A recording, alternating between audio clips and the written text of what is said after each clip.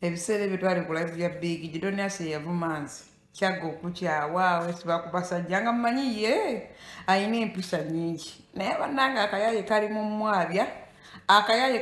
mwabya inda kajja nakwogera nti n'ebibumba bituufu yali abitunda ebiwoowoolo doni Asiya nno weesabire olina gwe watta ndowooza mwamuziika bubi n'akiika ensinga konna kabyogedde naye obadde okavuma nnyo naawe n'okavuma obugumba amanyi wekiruma n'okavuma ekisiraani doni Asiya manyi olumya lwa ku TikTok bokka ne bw'osula nabo nga kakwevulunga n'okavuma kasajja katubambe kankwasiza ennaku naye ate nga sikaagala bannange siagala kantu ako nze omwabadde asinga okukavuma era muba mwawukanye ndi musanyufu nakyo bannange okawonye tudde mazima okawonye wadde okavumya obugumba ate nga nange ndi mugumba naye bambi okoze bubi naye kale oli osonoka nze asinga okuba omusanyufu nze sina na saidi gye. Hi baby. Hi my love. Kino kiggwa leero. Era kino okugwa. Kibuuzo. Bano abantu bagamba mbo. I'm too old. Ndi mukulu nnyo. Oli muto. Webi lwaki face ye erimbalimba abantu? Face yange erimba abantu. Sometimes tutula mu filters ne tujja mu kamera.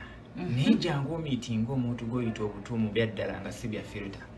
Okakasi kuba omuntu w'emyaka 29 tosobola muyita muto. You know?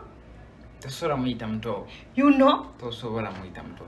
Naye okuba nti mumundabira mu kamera kumwe mwena aba commenting teri yali andabiriko ono yennyina yamanyi ekindimu mwete mugenda kukiraba ate kusinga ye kati omunaagamba muto nedda jangu meetingeko tukolenga emikolo tubayite otulabiko mu reality ko kirabika ebya media mulimu okututegeera naye tugenda nga kubayita ne basala ekigambo.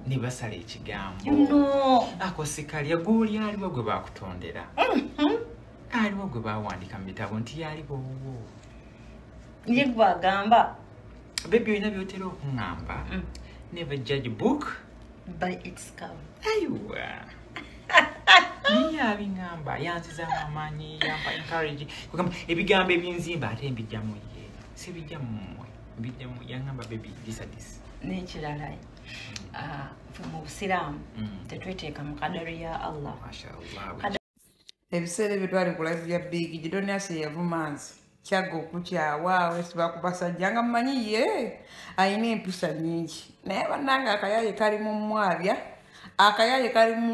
inda kajja nakwogera nti n'ebibumba bituufu yali abitunda ebiwoowoolo doni Asiya nno weesabire olina gwe watta ndowooza mwamuziika bubi n'akiika ensinga konna kabyogedde naye obadde okavuma nnyo naawe n'okavuma obugumba amanyi wekiruma n'okavuma ekisiraani doni Asiya manyi olumya lwa ku TikTok bokka ne bw'osula nabo nga kakwevulunga n'okavuma kasajja katubambe kankwasiza ennaku naye ate nga sikaagala bannange siagala kantu ako nze omwabadde asinga okukavuma era muba mwawukanye ndi musanyufu nakyo bannange okawonye tudde mazima okawonye wadde okavumya obugumba ate nga nange ndi mugumba naye bambi okoze bubi naye kale oli osonoka nze asinga okuba omusanyufu nze sina na saidi gye.